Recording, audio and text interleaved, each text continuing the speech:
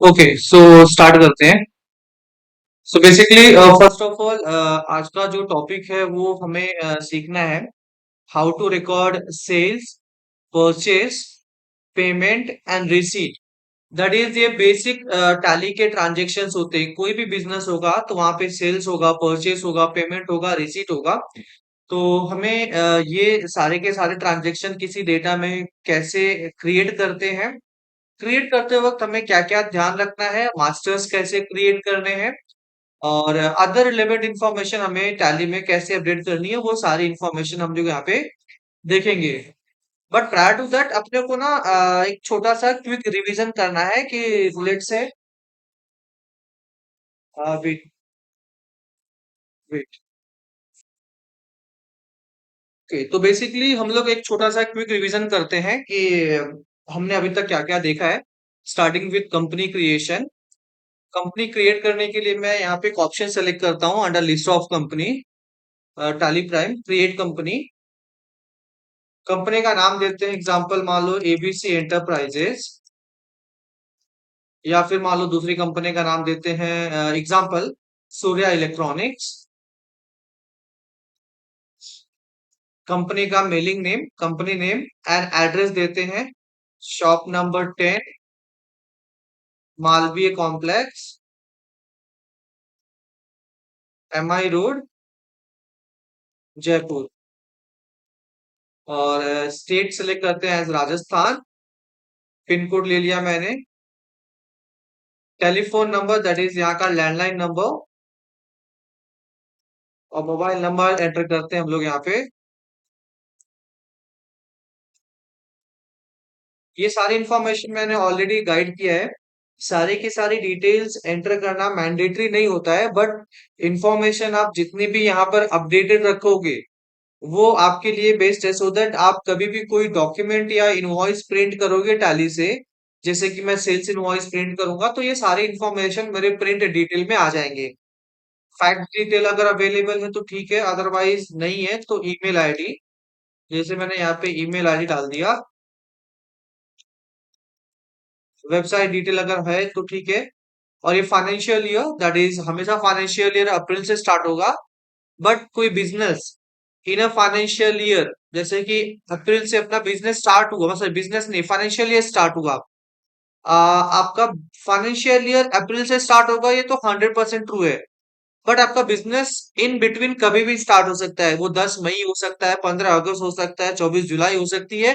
यानी कि आपने बिजनेस किस दिन से स्टार्ट किया उस दिन से आपको बुक्स ऑफ अकाउंट मेंटेन करना होगा। तो अगर आपका बुक्स ऑफ अकाउंट लेट से आज क्या डेट है अपना 13 ऑफ सितंबर, सॉरी 14 ऑफ सितंबर। हाँ, अगर मान लो 14 ऑफ सितंबर का डेट अपना बिजनेस स्टार्ट हो तो हम लोग यहाँ पे डेट डालेंगे 14 ऑफ सितंबर। लेकिन फिलहाल मैं as it is books beginning from April 2024 रखता हूँ। और मैंने ये ऑलरेडी बताया था वॉल्ट पासवर्ड क्या होता है, यूजर पासवर्ड क्या होता है। इसको हम लोग वापस लर्न करेंगे in the chapter of technical part. बाकी रेस्ट ऑफ द इंफॉर्मेशन इसको मैं एज इट इज एक्सेप्ट करता हूँ और इसको मैं क्रिएट करता हूँ। जैसे मैं इसको एक्सेप्ट करूंगा टैली इसको प्रोसेस करेगा और बैकएंड में एक फोल्डर क्रिएट करेगा डेटा का with the name of Surya electronics. अब कंपनी क्रिएट होते ही बेसिकली यहाँ पे इंफॉर्मेशन पेज, यानी कि जो इंफॉर्मेशन पेज डिस्प्ले होता है, इसको हम लोग बोलते हैं company feature activation. Company feature activation page, या फिर इसको कंपनी फीचर ऑल्ट्रेशन पेज भी बोलते हैं, आप जो कहो। बेसिकली इसका पर्पस क्या होता है? इसका पर्पस ये है कि आपने जो कंपनी क्रिएट की है सूर्या इलेक्ट्रॉनिक्स के नाम से, उस सूर्या इलेक्ट्रॉनिक्स में टैली के कौन कौन से फीचर को आप एक्टिवेट करना चाहोगे। बहुत सारे फीचर होते हैं, जैसे कि ऑप्शन है बिल वाइज, मैंने ये ऑलरेडी एक्सप्लेन किया हुआ है। बिल वाइज है, अकाउंट्स है, इंटरेस्ट कैलकुलेशन है, कॉस्ट सेंटर है, जॉब ऑर्डर है, कॉस्ट ट्रैकिंग है, डिस्काउंट है, बहुत सारी चीजें हैं। तो आप ये सारे के सारे डिटेल्स को आपको अगर अपडेट करना है या फिर एक्टिवेट करना है तो आप यहाँ से उसको एक्टिवेट कर सकते हो। बेसिकली ज्यादातर बिजनेसेस जो होंगे मार्केट में वहां पे जीएसटी अप्लीकेबल होगा। जीएसटी मतलब 10 बिजनेस है तो मतलब 8 या 9 बिजनेस में जीएसटी अप्लीकेबल होता है।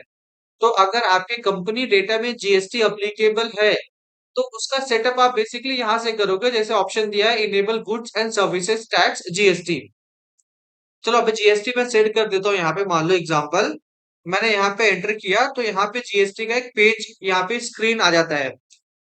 ये स्क्रीन का बेसिकली पर्पस क्या है कि आप अपने कंपनी का जीएसटी डिटेल यहाँ पे इंफॉर्मेशन फीड कीजिए। अब ये सूर्या इलेक्ट्रॉनिक्स है, जयपुर राजस्थान से बिलोंग करता है, तो यहाँ पर ऑप्शन आता है कि आप अपने जीएसटी डिटेल बताइए। तो आप किस स्टेट से बिलोंग करते हैं? राजस्थान। तो बाय डिफॉल्ट राजस्थान आ जाएगा, बिकॉज हमने कंपनी क्रिएट करते हुए सिलेक्ट किया, अपना स्टेट सेलेक्ट किया था राजस्थान। फिर आता है रजिस्ट्रेशन टाइप। रजिस्ट्रेशन टाइप भी बेसिकली तीन तरह के दिखेंगे। एक होगा रेगुलर, एक होगा कंपोजिट, एक होगा रेगुलर स्पेशल इकोनॉमिक जोन। आपको मार्केट में अगर जो भी जीएसटी वाले अपने पार्टीज होंगे या फिर कंपनियां होंगे या बिजनेसेस होंगे, 10 में से 8 या 9 तो लगभग लगभग रेगुलर टाइप ही होंगे। यानी कि रेगुलर बिजनेस जहां पे नॉर्मली कोई अगर बिल रेज करते हैं या फिर कोई प्रोडक्ट या सर्विस बेचते हैं तो उस पर जीएसटी चार्ज करते हैं। उसी तरह से कॉम्पोजिट डीलर भी होता है, रेगुलर डीलर भी होता है विद स्पेशल इकोनॉमिक जोन। ये इंफॉर्मेशन हम लोग लेटर ऑन एक्सप्लोर करेंगे अंडर जीएसटी चैप्टर। बट फिलहाल मैं यहाँ पे ऑप्शन सेलेक्ट करता हूँ रेगुलर, जो कि 80 टू 90% केस में यही अप्लीकेबल होगा हर बिजनेस में। ये दो बाकी के केस में कब अप्लीकेबल होगा वो मैं आगे एक्सप्लेन करूंगा, बट फिलहाल सिंपल रखते हैं इसको as regular. Assessee of other territory, no, मैंने पहले ही बताया था एग्जैक्टली। फिर यहाँ पे अपने को एंटर करना है GST registration number. GST registration number मैंने एंटर किया। लास्ट टाइम मैंने बताया था कि अगर आप यहाँ पे जीएसटी नंबर कोई डमी एंटर करोगे जो इनकरेक्ट होगा तो टैली पॉपअप नोटिफिकेशन देता है। बट मैंने यहाँ पे जीएसटी नंबर जो एंटर किया वो करेक्ट है, तो यहाँ पे कोई नोटिफिकेशन नहीं आएगा। फिर आता है पीरियडिसिटी ऑफ जीएसटीआर 1। आपको जीएसटीआर 1 कैसे फाइल करोगे? मंथली फाइल करोगे, क्वार्टरली फाइल करोगे? ऑप्शन मिलता है बेसिकली आपको मंथली या क्वार्टरली फाइल करने का, डिपेंडिंग ऑन योर टर्नओवर। एक स्पेसिफिक लिमिट के ऊपर अगर आपका टर्नओवर जाता है, जैसे कि 5 करोड़ रुपए के ऊपर टर्नओवर जाता है, तो आपको हर महीने ही रिटर्न फाइल करना होगा। लेकिन उसके नीचे 5 करोड़ के नीचे पूरे साल का टर्नओवर, तब आपके पास ऑप्शन है कि आप 3 महीने में एक बार फाइल करो क्वार्टरली। लेकिन आपके पास ऑप्शन है, जैसे कि मान लो मेरा टर्नओवर 2 करोड़ का ही है साल का, 2 करोड़ का टर्नओवर साल का है, तो मैं ऑप्शन है कि मैं क्वार्टरली फाइल करूं या मंथली, मैं कोई भी सिलेक्ट कर सकता हूँ। लेकिन अगर मेरा टर्नओवर 5 करोड़ के ऊपर है तो मुझे मंथली ही फाइल करना पड़ेगा, मैं क्वार्टरली नहीं सिलेक्ट कर सकता हूँ। लेकिन 5 करोड़ के नीचे ऑप्शन में दोनों ऑप्शन है, आप जो चूज करना चाहो वैसा करो। चलो मंथली सेलेक्ट करते हैं। Place of supply for inwards. Inwards का मतलब होता है परचेज। बेसिकली जीएसटी में इनवर्ड्स को हम परचेज बोलते हैं। परचेज यानी इनवर्ड्स, एक दूसरे के पर्यायवाची है बेसिकली, जिसको हम लोग सिंपल बोलते हैं सिनोनिम्स। तो place of supply for inwards that is related to purchase of materials और परचेस ऑफ सर्विसेज एनीथिंग। तो बेसिकली कंपनी है राजस्थान की, तो प्लेस ऑफ सप्लाई भी राजस्थान ही होगा। ई इनवॉइस अप्लीकेबल फिलहाल नो रखेंगे, ई इनवॉइस मैं लेटर ऑन एक्सप्लेन करूंगा। E way bill for the movement of goods.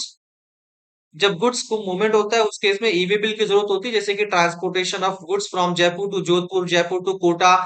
तो जब गुड्स डिलीवर होके ट्रक टेम्पो में लोड होके निकलता है तो उसका एक डॉक्यूमेंट बनता है जिसको हम लोग ई वे बिल बोलते हैं। इसको हम लेटर ऑन एक्सप्लेन करेंगे, फिलहाल मैं इसको नो रखता हूँ यहाँ पे। फिर अदर इन्फॉर्मेशन जैसे रिकॉन्सिलेशन कॉन्फ़िगरेशन आ गया, इसकी जरूरत नहीं है फिलहाल। एलयूटी डिटेल्स हो गया, ये सब इन्फॉर्मेशन हम लोग जब जीएसटी एडवांस चैप्टर में जाएंगे वहां पे मैं एक्सप्लेन करूंगा। फिलहाल इसको मैं एक्सेप्ट एंटर एंड एक्सेप्ट करता हूँ।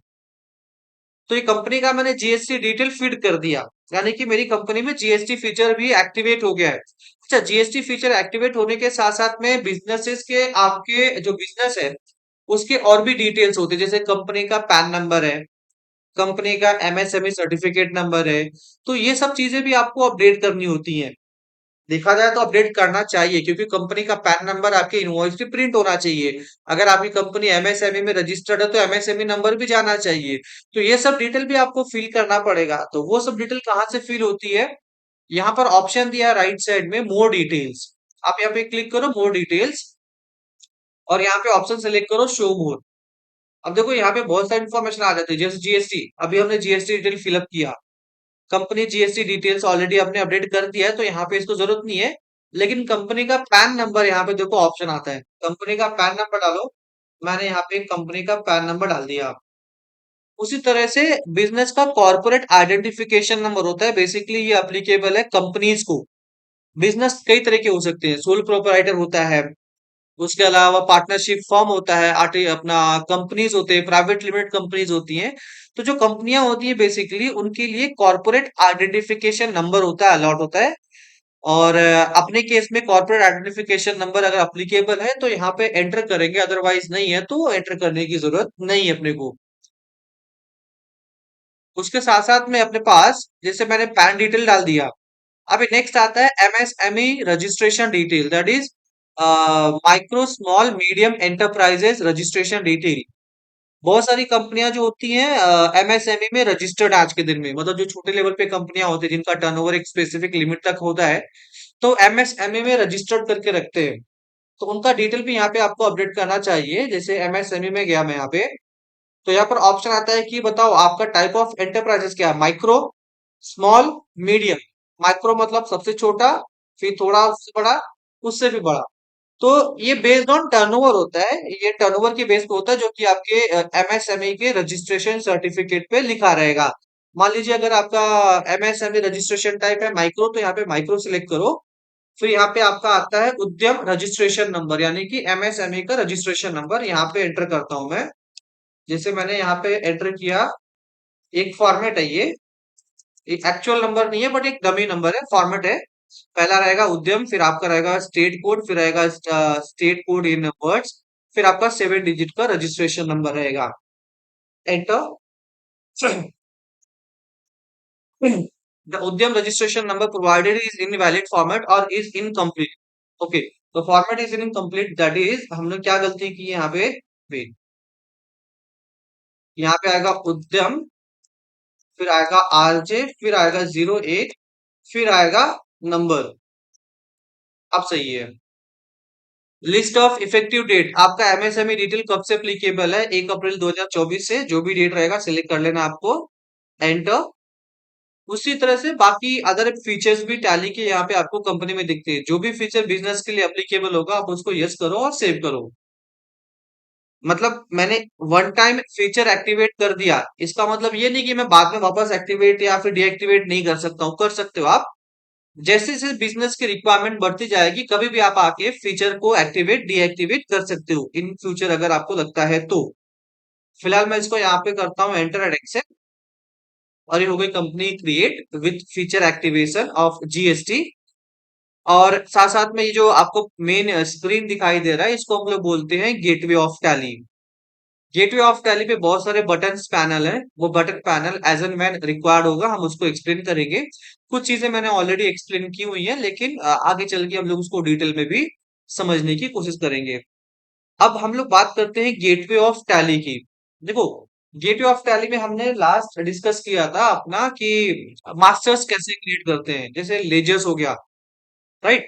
तो वो सब चीजें कैसे क्रिएट करते हैं वो हमने ऑलरेडी डिस्कस किया था। अब उसी को कंटिन्यू करते हुए कि अगर मान लो हमें कोई सेल्स की एंट्री या परचेज की एंट्री रिकॉर्ड करनी है तो कैसे करना है। तो देखो, पहला जो यहाँ पे टैब है गेटवे ऑफ टैली में मास्टर्स का, जिसमें ऑप्शन मिलता है क्रिएट करने का, मास्टर्स को ऑल्टर करने का, चार्ट ऑफ अकाउंट्स, जो भी मास्टर्स आपने क्रिएट किए हैं टैली में। चार्ट ऑफ अकाउंट्स का मतलब होता है जो भी मास्टर्स आपने क्रिएट किए हैं टैली में आप उसकी लिस्ट यहाँ पे देख सकते हो। अभी फिलहाल मैंने कोई मास्टर्स क्रिएट नहीं किया है। जो भी मास्टर्स अवेलेबल है वो डिफॉल्ट टैली के यहाँ पे दिखा रहा है, जैसे कि ये अकाउंटिंग ग्रुप हो गया सारे के सारे, ये कैश का लेजर हो गया, डिपॉजिट ग्रुप हो गया। तो मैंने अभी तक एज ऑफ ना कोई भी लेजर या फिर अकाउंटिंग ग्रुप नया क्रिएट नहीं किया है। जो भी यहाँ पे दिख रहा है चार्ट ऑफ अकाउंट्स, वो बाय डिफॉल्ट टैली का ही दिख रहा है। और हम जैसे जैसे मास्टर्स क्रिएट करते जाएंगे, चाहे वो अकाउंटिंग मास्टर हो, चाहे वो इन्वेंट्री मास्टर हो, जैसे जैसे आप क्रिएट करोगे वैसे वैसे ये chart of accounts detail update होते जाएगा। तो आपको यहाँ पे ऑप्शन मिलता है क्रिएट करने का, ऑल्टर करने का, चार्ट ऑफ अकाउंट्स, बहुत सारे ऑप्शन है। फिर यहाँ पे आता है ट्रांजेक्शन रिकॉर्ड करने का ऑप्शन, वाउचर्स। जो भी रिकॉर्डेड ट्रांजेक्शन आप उसको देख सकते हो डेबुक में। बैंकिंग रिलेटेड एक्टिविटीज को यहाँ पे आप सेट कर सकते हो। Balance sheet, profit and loss, stock summary. फिर बात आती है रिपोर्टिंग की, यानी कि आपने मास्टर्स क्रिएट कर लिए, ट्रांजेक्शन्स रिकॉर्ड कर लिया, बैंकिंग फीचर एक्टिवेट कर लिया, अब रिपोर्ट व्यू कर सकते हो आप यहाँ पे। तो रिपोर्ट बहुत सारे हैं, एक एक करके हम रिपोर्ट्स आगे चल के एक्सप्लेन करेंगे। फिलहाल अब हम लोग चलने वाले हैं how to record a purchase transaction in Tally purchase transaction Tally में कैसे रिकॉर्ड किया जाता है along with creation of masters. यानी कि टैली में आप परचेज की एंट्री कैसे रिकॉर्ड करोगे, और परचेज की एंट्री रिकॉर्ड करते समय अगर आपको लेजर क्रिएट करना हुआ, स्टॉक आइटम्स क्रिएट करने हुए, तो कैसे क्रिएट कर सकते हो, वो सब चीजें भी हम लोग यहाँ पे देखेंगे। चलो बेसिकली यहाँ पे मैं आपको रिकॉर्ड करता हूँ, एंट्री जाता हूँ वाउचर्स में। यहाँ पे वाउचर्स में जाते हैं, तो वाउचर्स में यहाँ पे एक पेज डिस्प्ले हो जाता है बाय डिफॉल्ट। एक पेज ओपन हुआ है जिसका नाम है पेमेंट। देखो इसका टाइटल लिखा रहेगा, ये पेमेंट वाउचर है। यानी कि जब आपको किसी को पेमेंट करना है तो उसके लिए पेमेंट वाउचर यूज होगा। लेकिन फिलहाल हमें पेमेंट वाउचर तो रिकॉर्ड नहीं करना, हमें रिकॉर्ड करना है परचेस ऑफ मटेरियल। अब मान लो एग्जांपल, सूर्या इलेक्ट्रॉनिक्स ने कुछ इलेक्ट्रॉनिक आइटम किसी सप्लायर से खरीदा। मान लो मुंबई की किसी पार्टी से खरीदा, वो सैमसंग टीवी, मोबाइल फोन या फिर जो भी है, मतलब खरीदा सो दैट कस्टमर को बेच सके। क्योंकि बिजनेस में कोई भी माल खरीदा जाता है वो बेचने के लिए होता है। अब मटेरियल जब परचेज करेंगे तो उसकी एंट्री कैसे रिकॉर्ड करनी है, तो हमें परचेज का वाउचर चाहिए। अब यहाँ पे पेमेंट वाउचर दिख रहा है, लेकिन आप देखो राइट साइड का जो बटन पैनल होता है, बटन पैनल, इस बटन पैनल में देखो कहीं ना कहीं परचेस वाउचर लिखा रहेगा। अब ये परचेस वाउचर के आगे उसका एक कोड लिखा है F9। F9 का मतलब हो गया कि अगर आपके कीपैड पे, जो आपके पास कीपैड है F9 का, अगर आप F9 दबाओगे तो डायरेक्टली परचेस का वाउचर ओपन हो जाएगा। यानी कि माउस से आपको यहाँ पे क्लिक करने की जरूरत नहीं है, आप शॉर्टकट की यूज करो, F9 दबाओ, डायरेक्टली परचेस का वाउचर यहाँ पे आपके सामने आ जाएगा। ऐसा ये परचेस वाउचर है। ठीक है। अब देखो, अब परचेस वाउचर रिकॉर्ड करने से पहले ये समझो परचेस वाउचर के कुछ नियम होते हैं। पहला चीज, परचेस वाउचर टैली में जब आप रिकॉर्ड करते हो यूजिंग परचेस वाउचर, तो ये हमेशा याद रखना कि वो क्रेडिट परचेस होता है। मतलब 99% के केस में वो क्रेडिट परचेस होता है। क्रेडिट परचेस का मतलब ये होता है कि आपने जो परचेस रिकॉर्ड किया है उसका पेमेंट आप आगे पेमेंट करोगे, यानी कि ऑन द स्पॉट पेमेंट नहीं करने वाले हो, आने वाले टाइम में पेमेंट करोगे, पहली चीज। यानी कि टैली में जो आप परचेज रिकॉर्ड कर रहे हो वो क्रेडिट परचेज है।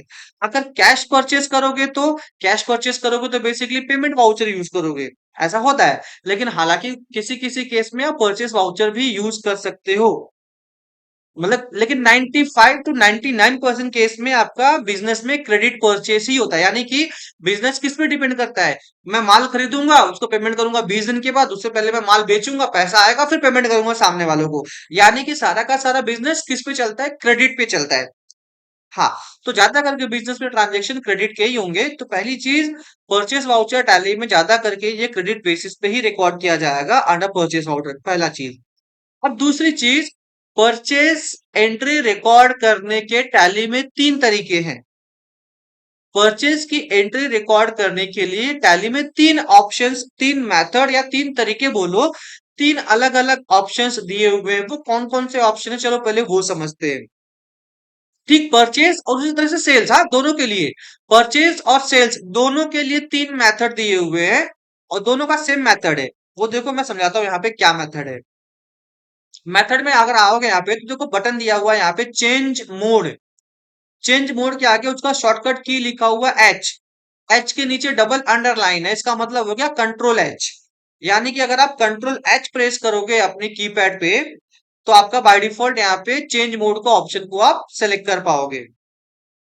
चेंज मोड पे आपको जाते हैं, देखो यहाँ पे तीन मेथड दिए हुए हैं। देखो एक मेथड है पहला आइटम इनवॉइस, दूसरा है अकाउंटिंग इनवॉइस, तीसरा है एज वाउचर मोड। अब तीनों मेथड को समझो, पहला पर्पस क्या है, देखो ध्यान से समझना, बिकॉज ये बेसिक एंट्रीज है। ये बेसिक एंट्रीज क्लियर है तो उसके बाद से कोई प्रॉब्लम नहीं है। तो यहाँ पे पहला ऑप्शन आता है item invoice option. Item invoice का मतलब होता है कि क्या जो आप अपने परचेज की ट्रांजैक्शन रिकॉर्ड करने जा रहे हो, तो क्या परचेज की एंट्री आप स्टॉक आइटम के साथ रिकॉर्ड करोगे। स्टॉक आइटम मतलब जैसे मैं परचेज करता हूँ टीवी, फ्रिज, इलेक्ट्रॉनिक आइटम्स, कुछ भी परचेज करूंगा सो दैट मैं बेचूं। तो अगर हाँ, आप परचेज रिकॉर्ड करोगे विथ स्टॉक आइटम डिटेल्स, तो आपको ऑप्शन सेलेक्ट करना चाहिए आइटम इनवॉइस मोड। जनरली ये होता है कि जब एक बिजनेस स्टॉक आइटम परचेज करता है तो कौन से एंट्री रिकॉर्ड करेगा, वो परचेज की entry with item invoice option. फिर वो दूसरा ऑप्शन है परचेज का, अकाउंटिंग इनवॉइस। अब ये अकाउंटिंग इनवॉइस बेसिकली क्या है? अकाउंटिंग इनवॉइस का मोड का ऑप्शन का मतलब ये है कि आप अपने बुक्स में एंट्री परचेज तो करना चाहते हो, बट यहाँ पे स्टॉक आइटम परचेज नहीं करोगे आप। अच्छा, स्टॉक आइटम परचेस नहीं करेंगे तो क्या परचेस करेंगे? सर्विस परचेस करोगे आप। जैसे कि मान लो मैंने किसी से कोई ट्रेनिंग की सर्विस ली, तो भी तो मेरे लिए परचेस है। मान लीजिए मैंने किसी से कोई ट्रांसपोर्टेशन सर्विस ली, तो भी मेरे लिए परचेस है। मान लीजिए मैंने किसी से कोई कंसल्टेंसी सर्विसेज ली, तो भी मेरे लिए परचेस है। यानी कि ऐसा परचेस जिसमें स्टॉक आइटम इन्वॉल्व नहीं होता है, बट वो अलग परचेस है, जिसको हम लोग एक्सपेंस परचेस बोलते हैं या सर्विस परचेस बोलते हैं। तो उस केस के लिए हमें कौन सा वाउचर यूज करना चाहिए? परचेस वाउचर में ऑप्शन यूज करना चाहिए अकाउंटिंग इनवॉइस। तीसरा ऑप्शन है as voucher mode. Voucher mode का मतलब ये हो गया debit, credit and by to format. तो जब आप 11वीं 12वीं में जब अकाउंटिंग आप सीखते हो, तो वहां पे जर्नल एंट्री सिखाई जाती है, जहां पे आपको डेबिट क्रेडिट सिखाया जाता है, राइट? डेबिट क्रेडिट जब आप सीखते हो वहां पे, तो वो वाउचर मोड होता है। यानी कि डेबिट करोगे आप किसी पर्टिकुलर लेजर को, क्रेडिट करोगे किसी पर्टिकुलर लेजर को। तो जब आप वो डेबिट और क्रेडिट फॉर्मेट में एंट्री रिकॉर्ड करते हो, तो उसको वाउचर मोड बोलते हैं। एक्चुअल में वाउचर मोड पे ही एंट्री सारी की सारी होती है प्रैक्टिकली। मतलब जब टैली नहीं हुआ करता था, कोई एप्लीकेशन नहीं हुआ करता था, तो सारी एंट्री पहले वाउचर मोड पे ही हुआ करती थी। उसको मैनुअली एक्सेल में या फिर रजिस्टर्ड में डेबिट और क्रेडिट करके ही लिखते थे। लेकिन टैली में क्या कर दिया, Tally as an application software है, तो उसने सिंप्लीफाई कर दिया कि भाई आप एक काम करो, एंट्री को एज स्टॉक आइटम मोड पे लिखो या अकाउंटिंग इनवॉइस पे लिखो। अगर आपको नहीं जमता आइटम इनवॉइस, अकाउंटिंग इनवॉइस, तो आप डेबिट क्रेडिट मोड पे लिखो। कैसे भी लिखो, आप लिख सकते हो। यानी कि ये वाउचर मोड का ऑप्शन है, वो मैं दोनों केस में यूज कर सकता हूँ, चाहे आइटम हो चाहे अकाउंटिंग इनवॉइस हो। But as a voucher mode hardly 2 से 3% लोग ही टैली में एंट्री रिकॉर्ड करने के लिए यूज करते हैं। बहुत रेयर ही यूज करते हैं वाउचर मोड। क्योंकि वाउचर मोड पे बेसिकली क्या होता है, आपको अकाउंटिंग के रूल्स पता होना चाहिए कि डेबिट क्या होगा, क्रेडिट क्या होगा। डेबिट में कौन सी चीज होगी, क्रेडिट में कौन सी चीज होगी। तो यहाँ पे प्रॉब्लम चैलेंज तब आता है जब एक नॉन अकाउंटिंग बैकग्राउंड का पर्सन टैली यूज करने की कोशिश करता है, और जब वो एंट्री परचेस वाउचर में रिकॉर्ड करता है, वाउचर मोड पे रिकॉर्ड करता है, तो वो कभी कभी कंफ्यूज हो सकता है कि वाउचर में मुझे डेबिट क्या करना है, क्रेडिट क्या करना है। इसीलिए टैली ने उसको सिंप्लीफाई कर दिया है कि आप एक काम करो, आपको अकाउंटिंग का मेथड नहीं समझ में आ रहा है, आप एज अ आइटम और अकाउंटिंग इनवॉइस मोड पे एंट्री रिकॉर्ड कर लो, कोई प्रॉब्लम नहीं है। टैली खुद ब खुद उसको डेबिट क्या करना है, क्रेडिट क्या करना है, कर देगा। क्लियर है? तो अपने पास तीन ऑप्शन सेल्स में भी मिल जाते हैं सेम टू सेम, और परचेस में मिल जाते हैं। चलो, सबसे पहले हम जब रिकॉर्ड करते हैं परचेस ऑफ स्टॉक आइटम, उसके बाद अकाउंटिंग इनवॉइस देखेंगे, फिर तीसरा वाज वाउचर देखेंगे। तीनों ऑप्शन हम लोग यहाँ पे एक्सप्लोर करेंगे। सबसे पहला आता है as a item invoice. Item invoice select कर लिया मैंने। फिर आपको एंट्री रिकॉर्ड कब करनी है, आपके बुक्स ऑफ अकाउंट, यानी कि आपके टैली में डेट क्या होना चाहिए एंट्री रिकॉर्ड करने का। तो यहाँ पे बाय डिफॉल्ट डेट दिख रहा है मुझे 1 अप्रैल 2024। अगर मुझे ये डेट चेंज करना है, तो यहाँ पे देखो बटन पैनल में ऑप्शन दिया है डेट चेंज करने का, F2 दबाओ, डेट चेंज करो। मैं F2 दबाऊंगा। मुझे डेट चेंज करना है, मान लो जो भी डेट रखना है आप डेट यहाँ पे रखो, कोई भी फॉर्मेट में डेट एंटर करो, टैली ले लेगा। जैसे मान लो मैं लिखता हूँ यहाँ पे 2 अप्रैल, तो टैली खुद ब खुद समझ जाएगा 2 अप्रैल। मैंने यहाँ पे ले लिया फर्स्ट एपी, मतलब एक एपी लिखा तो भी टैली समझ जाएगा 1 अप्रैल। यानी कि टैली के पास कीवर्ड दिए हुए, आप जो भी लिखोगे टैली समझ जाएगा क्या एग्जैक्टली डेट लेना चाहते हो आप। ठीक है? फिर आता है नेक्स्ट, यहाँ पे एंट्री रिकॉर्ड करने के लिए अगला ऑप्शन देखो, यहाँ पे दिया वाउचर नंबर, परचेस का वाउचर नंबर 1 लिखा हुआ है आ रहा है यहाँ पे। वाउचर नंबर 1 यानी कि ये आप पहला वाउचर परचेस का आप टैली में रिकॉर्ड करने जा रहे हो। ठीक है, कोई प्रॉब्लम नहीं, ओके।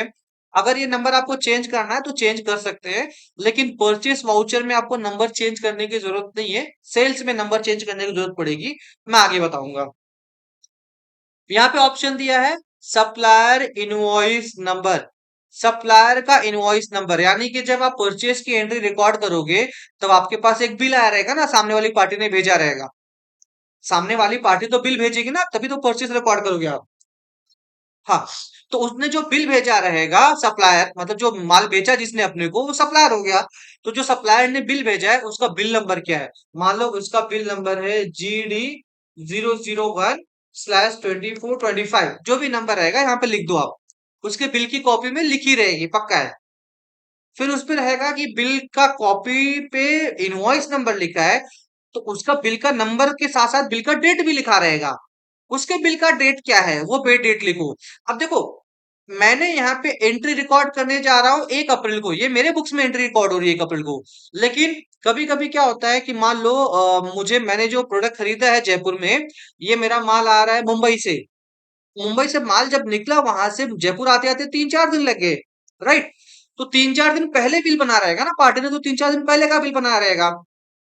हो सकता है उसने 27 अप्रैल को बना, 27 मार्च 2024 को बिल बना दिया हो, एग्जाम्पल।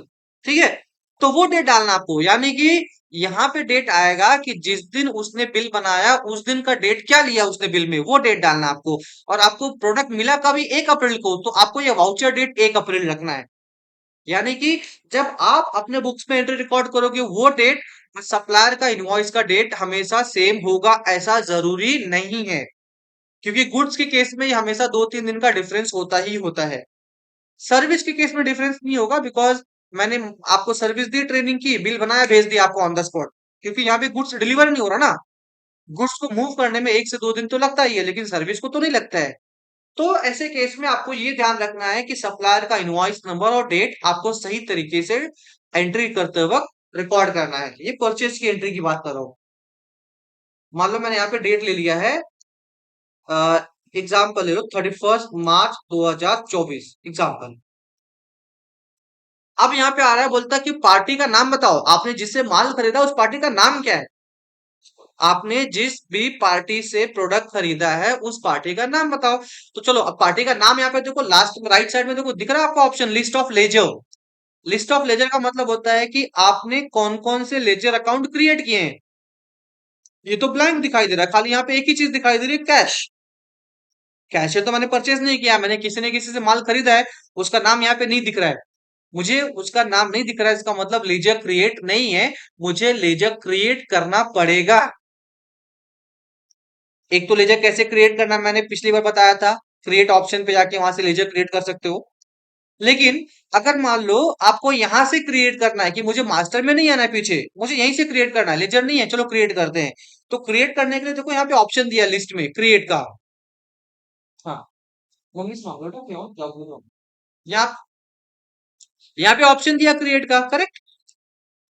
यहाँ पे क्रिएट कर लो, या फिर अगर आपको क्रिएट का ऑप्शन पे सिलेक्ट नहीं करना है तो शॉर्टकट की है, शॉर्टकट की आपके पास है, ऑल्ट सी दबाओ। अपनी कीपैड में अगर ऑल्ट सी दबाओगे ना, तो यहाँ पे ऑटोमेटिकली देखो ये ऑप्शन आ जाएगा क्रिएट करने का। हम लोग उसी पेज से नेक्स्ट पेज पे जंप कर गए। तो ये कौन सा पेज है, ये लेजर क्रिएट करने का पेज है। लेजर क्रिएट करो यहाँ से। अब मान लो मैं लेजर क्रिएट करता हूं, मैंने माल खरीदा है मान लो गड़ा इलेक्ट्रॉनिक्स से। मैंने माल खरीदा है गड़ा इलेक्ट्रॉनिक्स। मान लो ये मेरा सप्लायर है, उसका नाम दे दिया मैंने गड़ा इलेक्ट्रॉनिक्स। ठीक है। मेरा जो सप्लायर है बेसिकली वो क्या होगा, वो मैंने आप मेरा होगा सन्ड्री क्रेडिटर्स। मैंने बताया था पिछली बार, हम जब भी किसी से माल खरीदेंगे वो हमारा सन्ड्री क्रेडिटर्स होगा। तो उससे जब माल खरीदेंगे तो बिल का हिसाब रखना पड़ेगा। हर एक परचेज का हिसाब होगा बिल टू बिल। तो इसलिए यहाँ पे बिल टू बिल ऑप्शन को यस रखना है। और जो हमारा सप्लायर है, जब हमें माल बेचता है तो हमें कितने दिन का वो टाइम पीरियड देता है पेमेंट करने के लिए। ज्यादा करके ये 30 दिन का टाइम होता है कि 30 दिन के अंदर हमें उसे पेमेंट करना होगा। ठीक है। अदर ऑप्शन मैंने ऑलरेडी बताया है कि ऑप्शन क्या क्या आते हैं।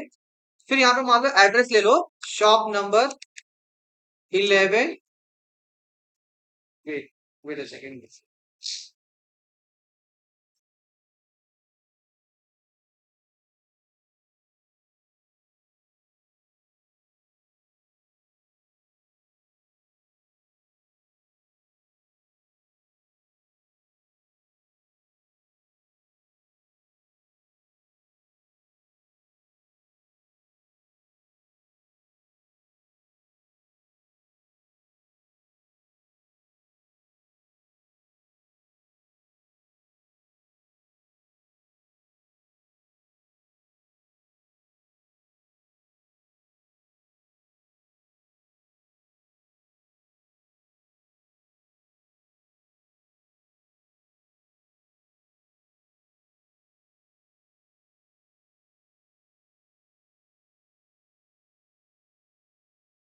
ओके। सो यहाँ पे मैंने एंटर कर दिया एड्रेस शॉप नंबर 11, खेरवाड़ी, खार घर, सॉरी खार वेस्ट, ये है मुंबई का, मुंबई। और पार्टी है महाराष्ट्र की। एड्रेस डाल दिया मैंने, पिन कोड डाल दिया वहां का। फिर आता है यहाँ पे प्रोवाइड बैंक डिटेल्स, ये मैंने पिछली बार भी बताया था।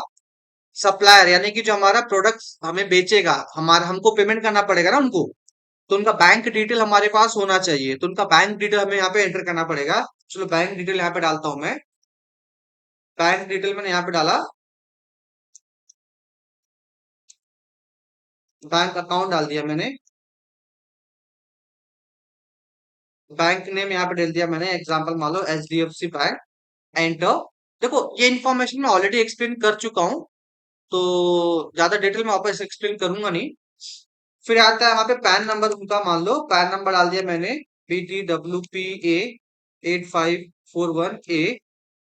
फिर वहां पर आता है GST रजिस्ट्रेशन नंबर, सप्लायर का GST नंबर भी हो गया, तो GST नंबर में डाल दो यहाँ पे। रजिस्ट्रेशन टाइप में रेगुलर सेलेक्ट कर लो, यहाँ पे GST नंबर उसके बिल पे दिया रहेगा। ये सारी इन्फॉर्मेशन बिल पे होगी पार्टी के यहाँ। जो बिल की कॉपी आपके पास रहेगी ना, उस पर लिखा रहेगा सामने सामने, उसका GST नंबर डाल दो यहाँ पे।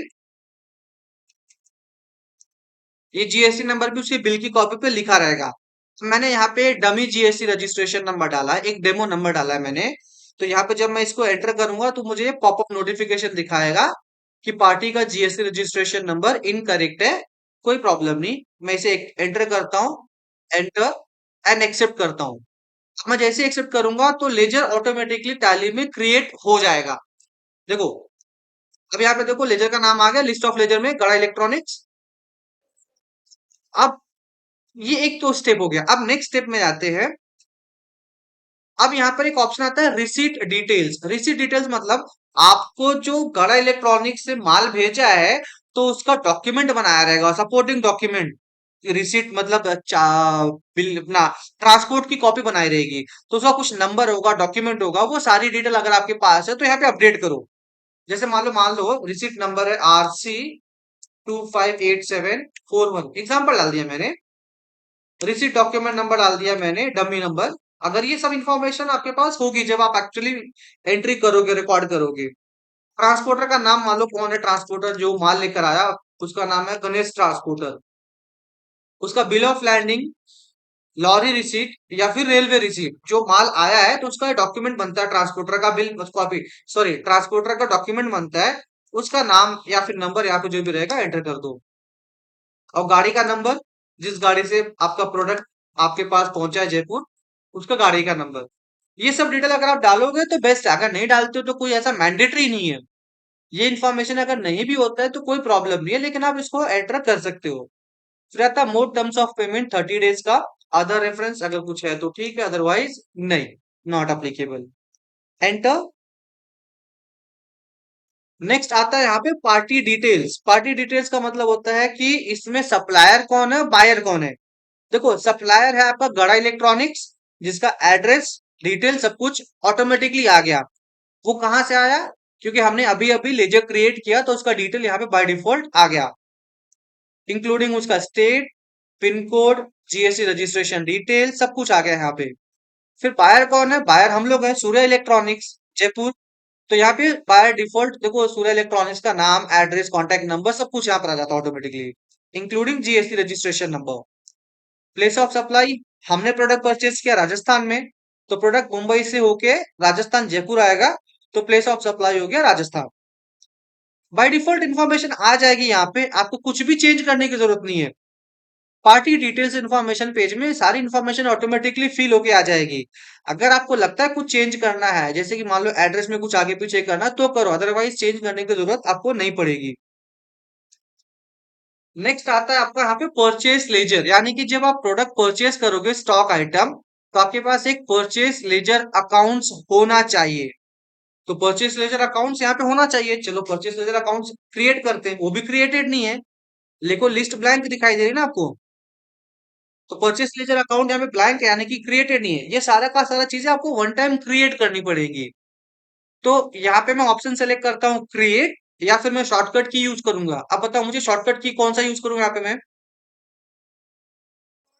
Alt C, correct. या फिर मैं ऑप्शन सेलेक्ट कर लूं क्रिएट का, दोनों में से ऑप्शन आ जाएगा। मुझे लेजर क्रिएट करना है परचेज अकाउंट्स। परचेज अकाउंट्स को मैं ग्रुप करूंगा, उसका एक ग्रुप ऑलरेडी दिया हुआ है टैली में, जिसका नाम है purchase accounts. Enter. Type of ledger not applicable. Include in assessable value calculation not applicable. देखो जो मैं कॉन्फ़िगरेशन यहाँ पे कर रहा हूं ना, यही डिट्टो कॉन्फ़िगरेशन हर बिजनेस में होता है। परचेज का लेजर और सेल्स का लेजर सेम रहेगा। फिर यहां पर आता है कि क्या इस परचेज पे जीएसटी अप्लीकेबल है? क्या आप जो प्रोडक्ट परचेज करोगे उस पे जीएसटी अप्लीकेबल है? यस और नो? अगर अप्लीकेबल है तो इसको अप्लीकेबल सेट कर दो कि हाँ बिल्कुल अप्लीकेबल है। अगर नहीं है तो नॉट अप्लीकेबल सेट करो। बट अप्लीकेबल है तो मैं इसे यहाँ पे हमेशा अप्लीकेबल रखूंगा। फिर यहाँ पर आता है जीएसटी का डिटेल बताओ, कि जीएसटी का रेट क्या है आपका, जीएसटी का नेचर क्या है आपका, वो सब चीजें बताओ। लेकिन वो सब चीजें आपको यहाँ पे नहीं बताना है, वो सब चीजें आपको स्टॉक आइटम में बतानी है। तो मैं यहाँ पे क्या करेंगे हम लोग, बाय डिफॉल्ट जो भी इंफॉर्मेशन दी है उसको एंटर करेंगे और टाइप ऑफ सप्लाई सेलेक्ट करेंगे गुड्स, क्योंकि हम लोग क्या प्रोडक्ट परचेज करने वाले, गुड्स। हम सर्विस नहीं लेंगे, हम कैपिटल गुड्स यानी कि असेट्स नहीं लेंगे, हम नॉर्मल गुड्स ले रहे हैं। तो आपको यहाँ पे सेलेक्ट करना है गुड्स, एंटर करना है, एंटर एंड एक्सेप्ट। देखो पार्टी का नाम सेलेक्ट कर लिया, परचेस अकाउंट्स हो गया आपका। अब आता है कि आपने कौन सा स्टॉक आइटम परचेस किया, उसका डिटेल बताओ। स्टॉक आइटम कुछ दिखाई दे रहा है आपको? नहीं दिखाई दे रहा है। आप यहाँ पे प्रेस स्पेस बार, आप स्पेस बार दिखोगे ना, आप एंटर करोगे तो लिस्ट ओपन हो जाएगी स्टॉक आइटम्स की। आप राइट साइड, हाँ हाँ, प्रेस बार स्पेस में एंटर करेंगे तो यहाँ पे लिस्ट ओपन हो जाएगी, स्टॉक आइटम्स की लिस्ट ओपन हो जाएगी बाय डिफॉल्ट। दिख रहा है आपको यहाँ पे लिस्ट स्टॉक आइटम की? यहाँ पे कुछ दिखाई दे रहा है स्टॉक आइटम? नहीं, तो वो भी क्रिएट करना पड़ेगा अपने को, राइट? तो क्रिएट करेंगे शॉर्टकट की या फिर ऑप्शन जो दिया है उससे यूज कर लेंगे। चलो मैं क्रिएट करता हूँ सैमसंग का टीवी। यहाँ पे आ गया स्टॉक आइटम का ऑप्शन। है स्टॉक आइटम क्रिएट करते हैं यहाँ पे। स्टॉक आइटम का नाम होगा सैमसंग टीवी 45 इंच। ठीक है। अच्छा ये स्टॉक आइटम क्रिएशन का पेज जो है ना, मेरे टैली में कुछ इस तरह से दिखाई दे रहा है, लेकिन कभी कभी आपके टैली में ना इतने सारे ऑप्शन नहीं दिखाई देंगे, दो तीन इंफॉर्मेशन मिसिंग होंगे। तो मिसिंग का मतलब हो गया कॉन्फ़िगरेशन की बात, सेटिंग की बात। तो कॉन्फ़िगरेशन देखो यहाँ पे एफ्टल कॉन्फ़िगर दिया हुआ है। इसमें बहुत सारे ऑप्शन, आप यस और नो करोगे, जो भी इंफॉर्मेशन यहाँ पे आपको अप्लीकेबल होता है उसको यस रखो, जो नहीं है उसको जरूरत नहीं है।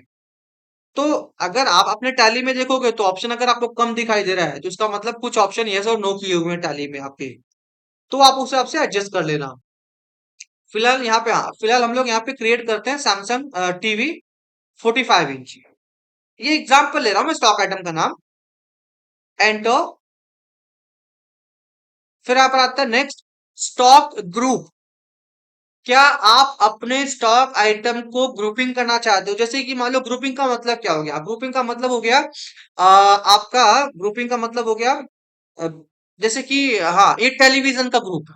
आपके पास अलग अलग तरह के टीवी है, सैमसंग का है, एलजी का है, सोनी का है, अलग अलग चीजों के अपने पास टीवी हो सकते हैं, राइट?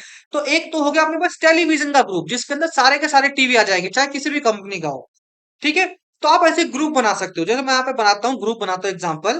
ग्रुप भी क्रिएटेड नहीं है तो यहाँ पे क्रिएट करता हूँ मैं ग्रुप, क्रिएट, और ग्रुप का नाम देता हूं मैं टेलीविजन। Enter, enter. देखो ऑप्शन बहुत सिंपल है, आपको क्या क्या सेट रखना है, बाकी इंफॉर्मेशन पे आपको ध्यान देने की जरूरत नहीं है। यहाँ पे ऑप्शन हमेशा यस रखना, should quantities of items be added, इस ऑप्शन को हमेशा यस रखना। एंटर। बाकी कोई इंफॉर्मेशन की जरूरत नहीं है, इसको सेव कर दो। तो आपने क्या ग्रुप बना दिया इसका, कि टेलीविजन। ये क्या है मेरा, सैमसंग टीवी 45 इंच टेलीविजन। फिर आता नेक्स्ट कैटेगरी। कैटेगरी यानी कि आप, आपने तो ग्रुप बना दिया टीवी का, लेकिन आपके पास कैटेगरी है। जैसे कैटेगरी में क्या बनाओगे आप, मान लो आपके पास ब्रांड है, जैसे सोनी का ब्रांड हो गया, सैमसंग का हो गया, एलजी हो गया, या फिर कुछ और एग्जांपल आप बता सकते हो मुझे कैसे बनाए कैटेगरी?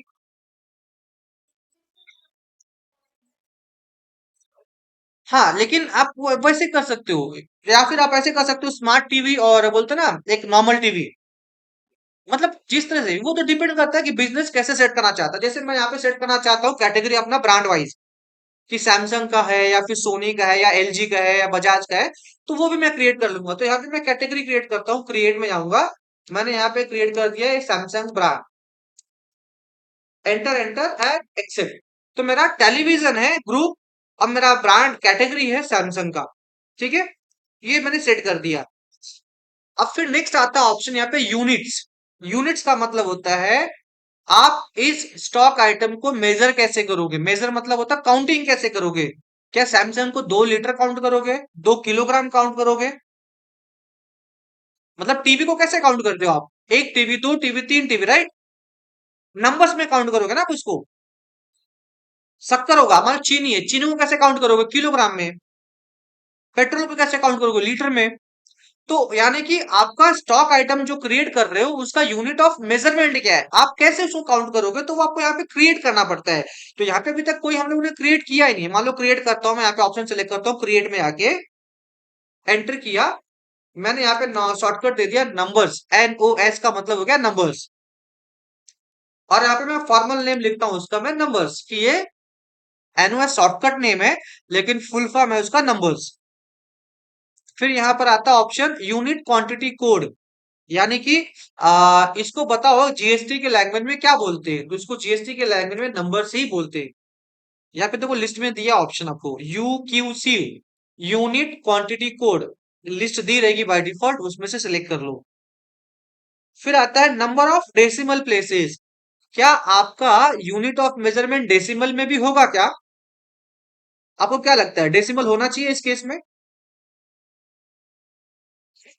आप ऐसे बोल सकते हो कि मैंने 1.5 टीवी खरीदा, 1.5 लीटर टीवी खरीदा, डेढ़ की नहीं ना।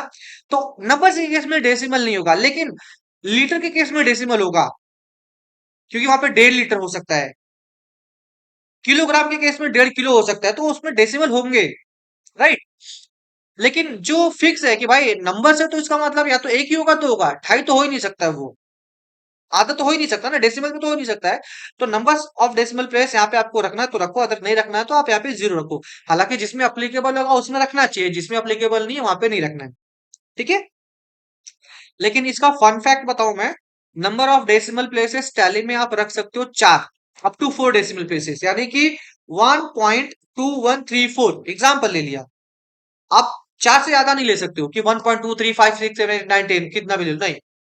Up to maximum 4 decimal places तक आप यहाँ पे टैली में ले सकते हो। लेकिन लेकिन एक बार आपने डेसिमल प्लेसेस 4, 2, 3, 1 कुछ भी सेलेक्ट कर लिया, वन, या फिर जैसे मैंने यहाँ पे 1 सेलेक्ट कर लिया, या फिर मैंने यहाँ पे मैंने 2 सेलेक्ट कर लिया, या फिर मैंने यहाँ पे 3 सेलेक्ट कर लिया, या फिर मैंने यहाँ पे 4 सेलेक्ट कर लिया, एग्जाम्पल। ठीक है, मैंने कुछ भी सेलेक्ट कर लिया यहाँ पे, एक बार मैंने सेट कर दिया उसको, 4 सेलेक्ट करके सेट कर दिया, और मैंने एंट्री रिकॉर्ड कर दी टाली की, 4 सेट कर दिया और एंट्री रिकॉर्ड कर दी है परचेज की। अब 4 के बाद मैं उसको वापस कम नहीं कर सकता हूँ, 3 नहीं कर सकता हूँ, 2 नहीं कर सकता हूँ, 1 नहीं कर सकता हूँ, 0 नहीं कर सकता हूँ। 0 है, मैं उसको 1 2 3 4 कर सकता हूँ, यानी बढ़ा सकता हूँ लेकिन घटा नहीं सकता हूँ। ठीक है। नहीं, टैली अलाउड ही नहीं करता एक्चुअली। टैली का ये डिफॉल्ट बिहेवियर है कि आप टैली में डेसिमल प्लेसेस फ्यूचर में बढ़ा सकते हो, लेकिन अगर एंट्री रिकॉर्ड हो गई तो उसको घटा नहीं सकते हो, क्योंकि एंट्री तो ऑलरेडी रिकॉर्ड हो चुकी है ना टैली में। टैली को कैसे समझेगा कि आप कम करना है उसको, इसीलिए वो कम करने नहीं देता, बढ़ाने देता है लेकिन कम नहीं करने देता है। एंटर करेंगे इसको, एक्सेप्ट करेंगे।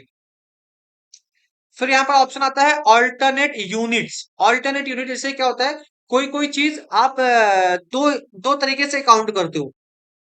जैसे कि जयपुर की बात कर लो, जयपुर में ना मैंने एक फेमस चीज देखी है, मतलब फेमस नहीं, मेरे लिए कुछ यूनिक था। Basically I am from Mumbai, मैं जयपुर में रिसेंटली शिफ्ट हुआ हूँ, 3 4 साल हुए मुझे शिफ्ट होके। लेकिन मैंने एक यूनिक चीज देखी यहाँ पे, एग्जाम्पल बता रहा हूँ मैं। मैंने स्टार्टिंग स्टार्टिंग में मैं केला बनाना खरीदने गया, बनाना। तो मैं मुंबई में जब बनाना खरीदता था, मुंबई में जब मैं बनाना खरीदता था, वहां पे मुझे ना बनाना कैसे मिलता था, मुझे बोलना पड़ता डजन, मुझे 1 डजन बनाना दो, 2 डजन बनाना दो, तो मैं डजन डजन बेच लेता था। लेकिन जब मैं जयपुर में आया ना, तो यहाँ पे किलो बेचते हैं, यहाँ पे डजन में नहीं बेचते यहाँ पे। तो यानी कि एक ही चीज को वो दो अलग अलग तरीके से काउंट करते हैं। मुंबई में वो डजन के हिसाब से बेचा जाता है, यहाँ पे उसको बेचा जाता है किलो के हिसाब से। यानी कि अगर मान लो एक ही प्रोडक्ट के दो अलग अलग यूनिट ऑफ मेजरमेंट हैं, तो उस केस में आपको दूसरा ऑप्शन मिलता है ऑल्टरनेट यूनिट सेलेक्ट करने का। हालांकि ऑल्टरनेट यूनिट ऑप्शन आपको मैं आगे चल के बताऊंगा, फिलहाल ये बेसिक इंफॉर्मेशन है, तो अभी मैं इसको यहाँ पे नॉट अप्लीकेबल रखता हूँ। देखो, अदर इंफॉर्मेशन में एडिशनल डिटेल में bill of material, costing method, market valuation, ये एडवांस इन्वेंट्री का पार्ट है। फिलहाल हम बेसिक पार्ट कवर कर रहे हैं, तो इसको मैं यहाँ पे नो रखता हूँ। एज इट इज जो डिफॉल्ट ऑप्शन दिया वैसे रहने दो। फिर ऑप्शन आता है जीएसटी अप्लीकेबल। क्या आपके इस प्रोडक्ट परचेज पे जीएसटी अप्लीकेबल है? जी हाँ, अप्लीकेबल है। टीवी पे जीएसटी लगता है, तो मान लो मैं टीवी पे लगाता हूँ, तो जीएसटी अप्लीकेबल है। फिर बोलता है कि जीएसटी का डिटेल बताओ। आप अपने जीएसटी का डिटेल बताओ कि टीवी पे कैसे जीएसटी लगता है। तो यहाँ पर ऑप्शन आता है सेलेक्ट करने का स्पेसिफाई डिटेल। चलो एंटर करते हैं जीएसटी का डिटेल। ऑप्शन सेलेक्ट करना है आपको हमेशा स्पेसिफाई डिटेल्स। फिर पूछेगा बताओ टेलीविजन का एचएसएन कोड क्या है। हर एक हर एक प्रोडक्ट या सर्विस का जीएसटी में कोड नंबर होता है। आप गूगल करोगे मिल जाएगा। जैसे मैं गूगल करता हूँ, मैं इसका गूगल करते चलो ठीक है, लाइव गूगल करता हूँ मैं।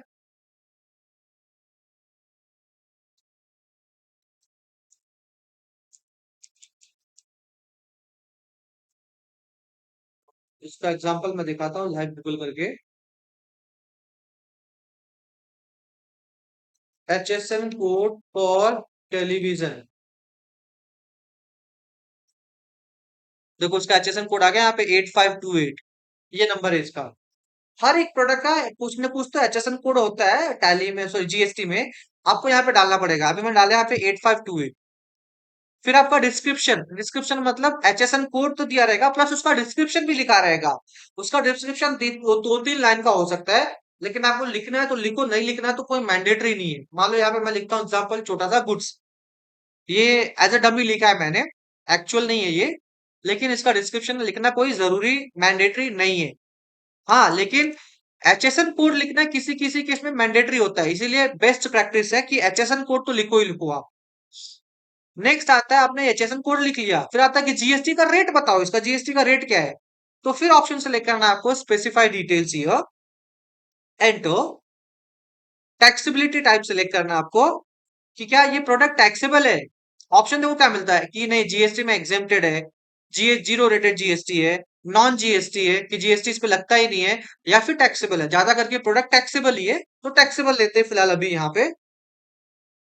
बाकी ऑप्शन को हम लेटर ऑन एक्सप्लेन करेंगे। अभी जो बेसिक इंफॉर्मेशन पहले हम लोग उसको क्लियर कर रहे हैं। टैक्सेबल। फिर जीएसटी का रेट मान लो कितना है, 18%। जीएसटी का रेट 18% है। तो जीएसटी का रेट 18% है, वो है आईजीएसटी। किसी भी प्रोडक्ट का जो रेट होता है, मान लो तो वो 3% रेट है जीएसटी का, सॉरी 3% है, 5% है, 12% है, 18% है, 28%। ये जीएसटी के रेट्स है। इसके अलावा एक दो छोटे छोटे रेट्स है, लेकिन वो किसी स्पेसिफिक केस में लगते हैं। तो जीएसटी का रेट 18% मान लो एग्जांपल है टीवी पे। तो क्या होता है, वो आईजीएसटी का रेट होता है। आईजीएसटी मतलब integrated goods and service tax. ये क्या होता है वो मैं थोड़ी देर में बताऊंगा आपको मैं। लेकिन आईजीएसटी का रेट 18% है, लेकिन आप आगे बढ़ोगे तो वो आधा हो जाता है। 18% का दो हिस्से डिवाइड हो जाते हैं।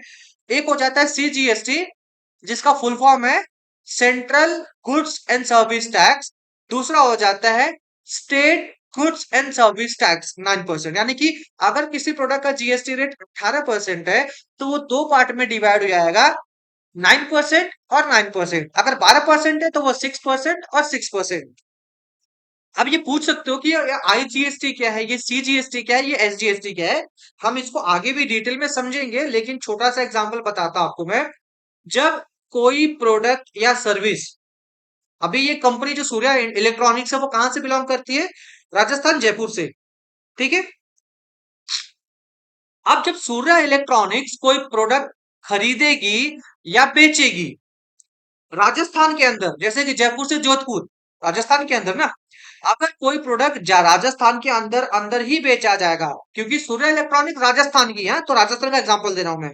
जब कोई प्रोडक्ट राजस्थान के अंदर ही बेचा जा रहा है, तो उस केस में आपका जो टैक्स जीएसटी लगता है, जो जीएसटी लगता है गवर्नमेंट की तरफ से, उसका नाम होता है सीजीएसटी और एसजीएसटी। उसका नाम होता है सीजीएसटी और एसजीएसटी। सीजीएसटी का मतलब हो गया central goods and service tax, और एसजीएसटी का मतलब हो गया आपका state goods and service tax. अब मान लो एग्जांपल, आपने कोई चीज 100 रुपए की बेची, उस 100 रुपए पे 18 रुपए जीएसटी होंगे। तो 18 का जो हिस्सा होगा दो हिस्से करेंगे, एक 9 रुपए का हिस्सा करेंगे और एक 9 रुपए का हिस्सा करेंगे, ठीक है। अब ये जो 9 रुपए का हिस्सा हो गया वो सीजीएसटी हो गया, और 9 रुपए का हिस्सा हो गया वो एसजीएसटी हो गया। तो ये जो 9 रुपए है वो जाएगा सेंट्रल गवर्नमेंट को, दिल्ली मोदी जी को जाएगा। और जो बाकी 9 रुपए बचा है स्टेट का, वो जाएगा राजस्थान स्टेट गवर्नमेंट को। तो यहाँ के जो मुख्यमंत्री है उनको जाए, मुख्यमंत्री मतलब यहाँ की गवर्नमेंट को जाएगा। क्लियर है? तो यानी कि जब एक ही स्टेट के अंदर कोई माल खरीदा या बेचा जाता है तो वहां पे जो जीएसटी लगता है जिसका नाम है सीजीएसटी और एसजीएसटी। लेकिन अब सूर्य इलेक्ट्रॉनिक्स वो क्या रहा है, जब वो अपने राजस्थान के बाहर किसी दूसरे स्टेट में, जैसे दिल्ली मुंबई, जब वहां से कोई माल खरीदेगा या बेचेगा, तो वहां पे जो टैक्स लगेगा उसका नाम होगा IGST, integrated goods and service tax. और वहां पे जो जीएसटी लगेगा वो 18% होगा। लेकिन फिर 18% जीएसटी होगा, मान लो कि सूर्य इलेक्ट्रॉनिक्स ने माल बेचा 100 रुपए का, 18 रुपए जीएसटी लगाया उस पे। तो जो 18 रुपए का जीएसटी है, फिर से उसके दो हिस्से किए जाएंगे, उसका नाम क्या होगा? आईजीएसटी। उसका नाम होगा आईजीएसटी, लेकिन फिर से उसके दो हिस्से करेंगे। उसके दो हिस्से करेंगे 9 रुपए और 9 रुपए में। तो अब 18 रुपए का जो आईजीएसटी है, उसमें से गवर्नमेंट रखेगी, दो दो हिस्से किए जाएंगे। एक हिस्सा किया जाएगा सेंट्रल गवर्नमेंट का, यानी कि सेंट्रल गवर्नमेंट आपके वो 9 रुपए रख लेगी, ठीक है। अब फिर दूसरा बचा 9 रुपया, वो स्टेट गवर्नमेंट लेगी, यानी कि स्टेट गवर्नमेंट आपका 9 रुपया लेने वाली है। बात आती है फिर यहाँ पे दो स्टेट गवर्नमेंट है। आपको याद है यहाँ पे दो मान लो कि अगर सूर्य इलेक्ट्रॉनिक्स ने मुंबई में माल बेचा है, महाराष्ट्र मुंबई यानी कि महाराष्ट्र, ठीक है। सूर्य इलेक्ट्रॉनिक्स बिलोंग कहां से करता है? राजस्थान से। अब उसने राजस्थान से महाराष्ट्र बेचा, तो 9 रुपए तो सेंट्रल लेके चली गई। अब 9 रुपए की स्टेट गवर्नमेंट लेगी। अब कौन सी स्टेट गवर्नमेंट लेगी? क्या वो स्टेट गवर्नमेंट राजस्थान की होगी, क्या वो स्टेट गवर्नमेंट महाराष्ट्र की होगी? बिकॉज यहाँ पे दो स्टेट हो गए ना। सूर्य कहाँ से बिलोंग करता है? राजस्थान से। खरीदने वाला कहाँ से बिलोंग करता है? महाराष्ट्र से। खरीदने वाला महाराष्ट्र से बिलोंग करता है ना। तो वो 9 रुपया किसको जाएगा? राजस्थान गवर्नमेंट को जाएगा या फिर महाराष्ट्र गवर्नमेंट को जाएगा? एग्जैक्टली वो महाराष्ट्र गवर्नमेंट को जाएगा, क्योंकि जिसने माल खरीदा उसको जाएगा। क्लियर है? तो आईजीएसटी, सीजीएसटी, एसजीएसटी यही चीज है। आगे चल के और भी समझेंगे इसको डिटेल में, लेकिन ये एक बेसिक सबको मैंने एक्सप्लेन कर दिया। नेक्स्ट आता है यहाँ पे जीएसटी सेस वैल्यूएशन, नहीं, not applicable. Applicable for reverse charge, no. Eligible for input tax credit, yes. ये सारे ऑप्शन मैं आगे एडवांस में बताऊंगा, फिलहाल इसको अभी हम लोग एज इट इज रखते हैं।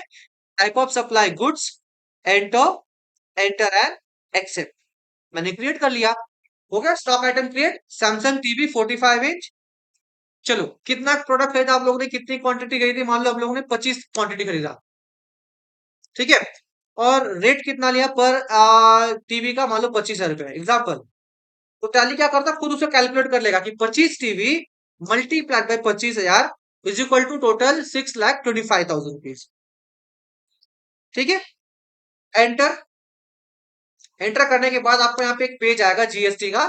इसमें कुछ करने की जरूरत नहीं है, इसको एंटर एंटर करके आगे बढ़ जाओ।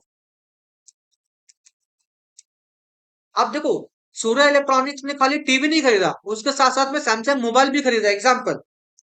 तो दो कस्टमर वहां पे जंप करेगा, बताओ कि पूछेगा कि क्या आपने इस प्रोडक्ट के साथ साथ में कुछ और भी स्टॉक आइटम खरीदे हैं? मान लो हाँ, मैंने और भी खरीदा है। तो यहाँ पे स्पेस बार दबाओ, जैसे सैमसंग मोबाइल। तो सैमसंग मोबाइल तो मैंने क्रिएट किया ही नहीं है, मैंने खाली क्या क्रिएट किया है? Samsung TV, right. वो मुझे दिख रहा है। मान लो सैमसंग मोबाइल भी खरीदा, तो यहाँ पे एंटर करेंगे, क्रिएट ऑप्शन सेलेक्ट करेंगे, वापस से क्रिएट करेंगे हम लोग नया stock item, Samsung mobile S23। इसका ग्रुप हो जाएगा टेलीविजन, नहीं, इसका ग्रुप क्या होगा? स्मार्टफोन। मोबाइल फोन या स्मार्टफोन। चलो मैं यहाँ पे ग्रुप क्रिएट करता हूँ इसका, मैं स्मार्टफोन। सॉरी, मैंने ना स्मार्टफोन क्रिएट तो किया, लेकिन मैंने एक ऑप्शन को यस करना भूल गया वहां पे। मैंने क्रिएट कर दिया, लेकिन एक ऑप्शन को यस करना भूल गया। अब मुझे चेंज करना है वापस जाके, क्या करूं मैं?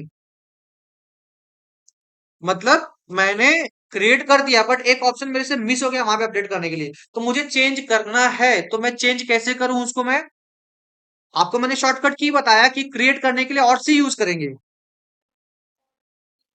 नहीं नहीं, क्रिएट करने के लिए हम लोग तो ऑल्ट से यूज करेंगे, लेकिन अगर चेंज करना है उसी वापस से मास्टर को, तो हम लोग क्या करेंगे, यहाँ पे एक नया शॉर्टकट की है जिसका नाम है कंट्रोल एंटर।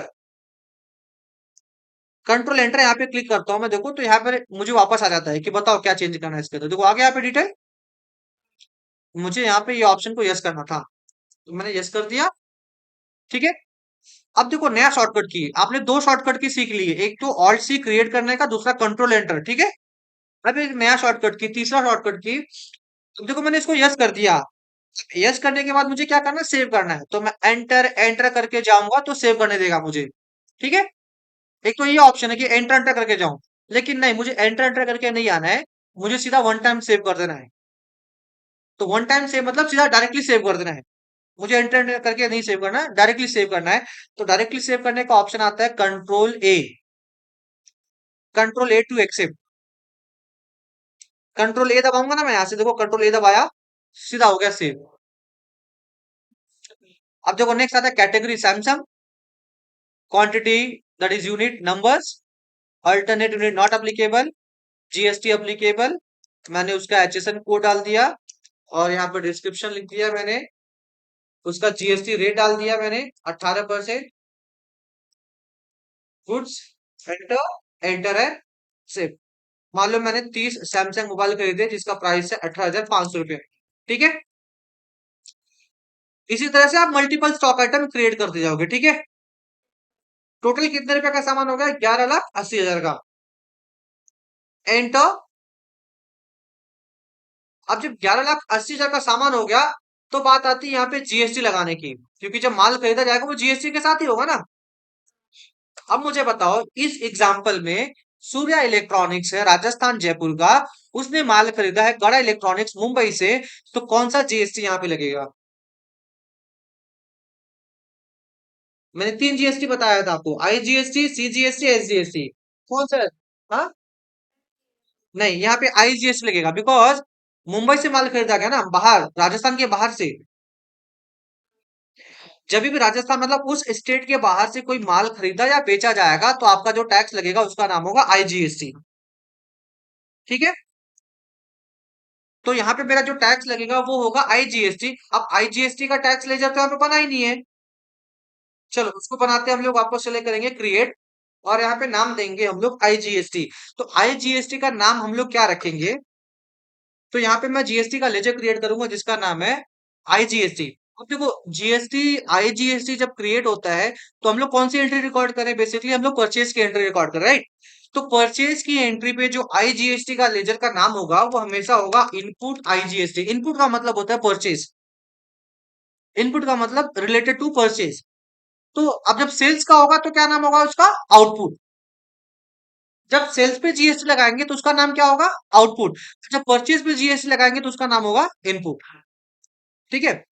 तो ये हमेशा आपको इनपुट और आउटपुट दो अलग अलग तरीके से जीएसटी लेजर क्रिएट करने हैं, लेकिन अभी हमें यहाँ पे सिर्फ एक ही लेजर क्रिएट करना है जिसका नाम है इनपुट आईजीएसटी, क्योंकि हमने परचेज किया है प्लस दूसरे स्टेट से परचेज किया, तो हमें ऑप्शन सेलेक्ट करना है यहाँ पे इनपुट आईजीएसटी।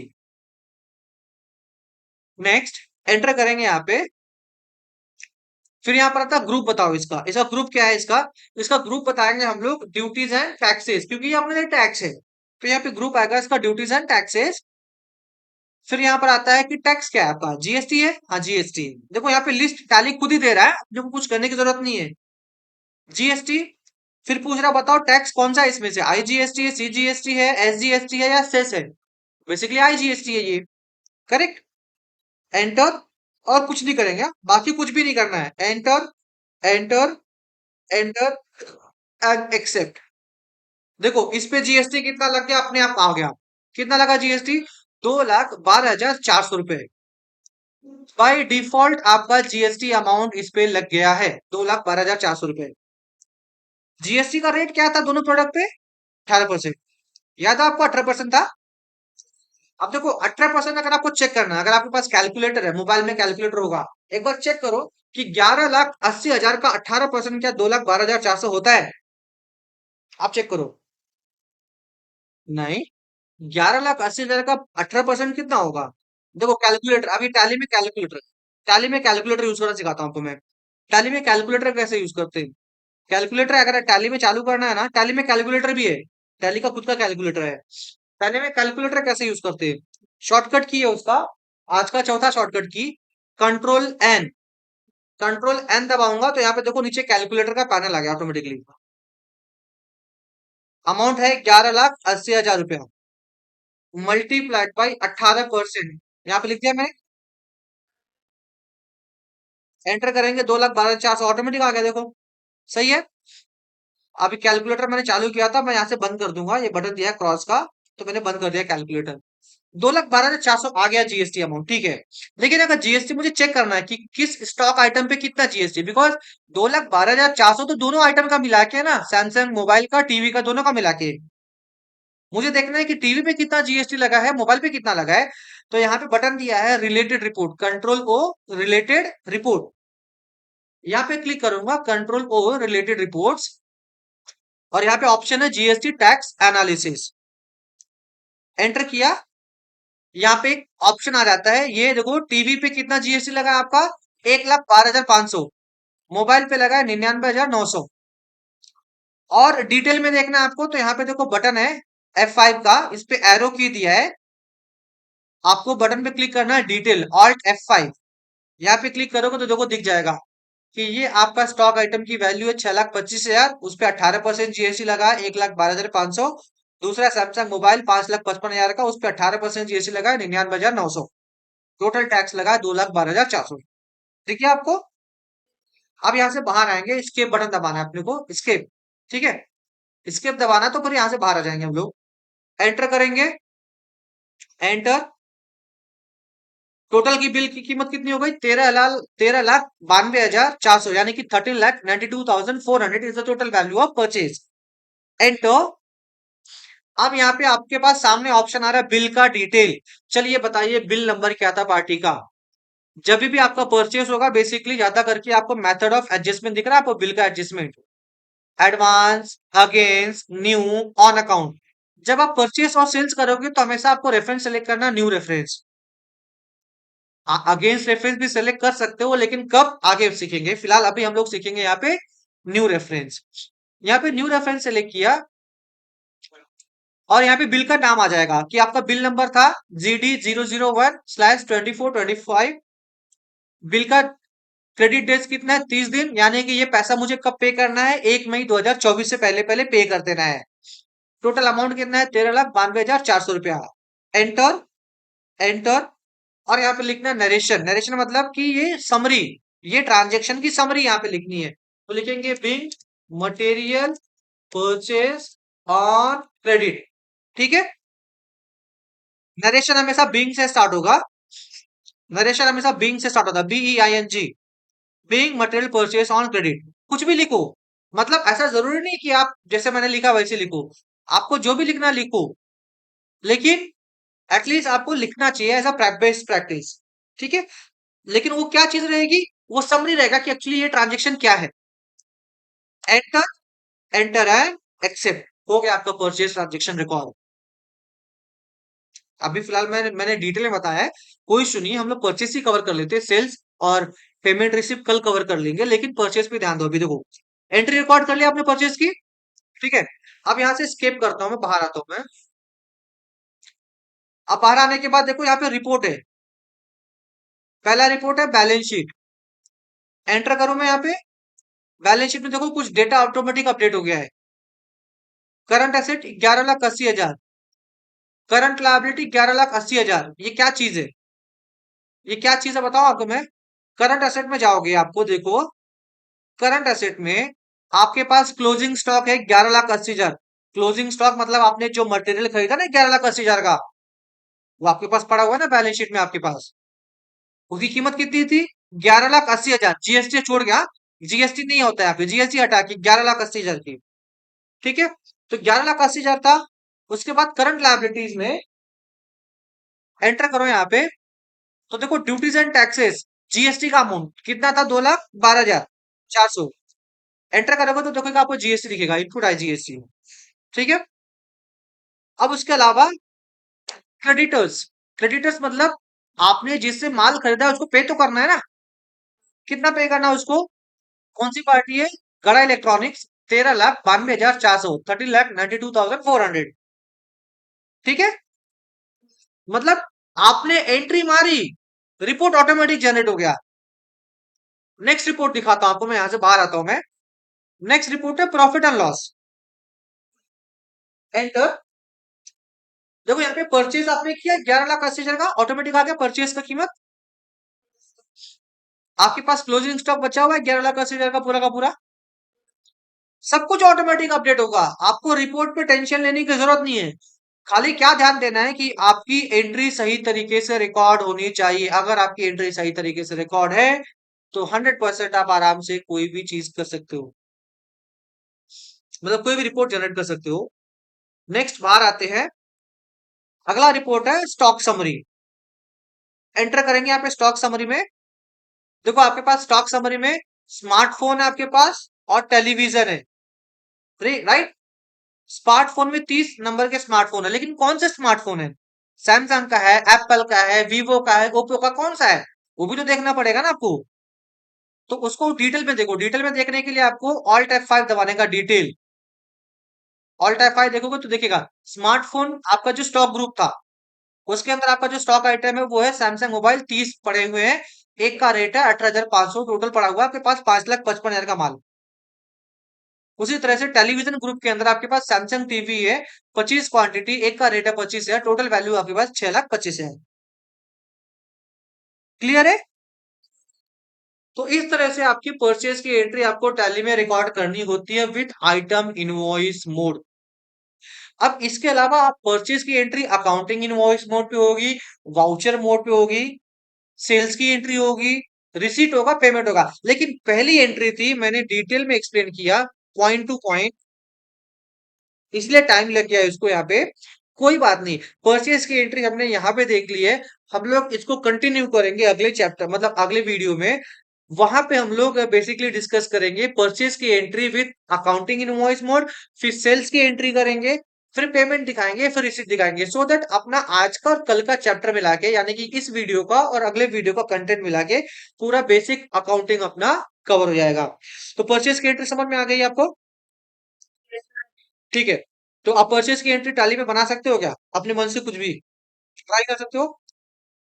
ट्राई बना के मेरे को, ट्राई करके उसका मुझे व्हाट्सएप पे स्नैपशॉट भेज देना।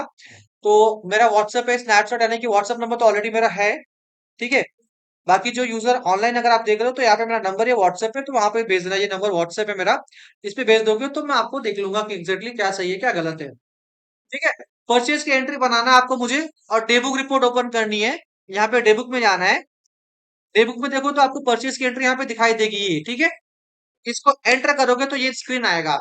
इसका फोटो लेना है और मुझे व्हाट्सएप कर देना है। ठीक है। डन। यहाँ पे मैं क्लोज करता हूँ इसको। हम लोग फिर कल कंटिन्यू करेंगे अगले वीडियो में विथ सेल्स, पेमेंट, रिसीट। ठीक है। Thank you.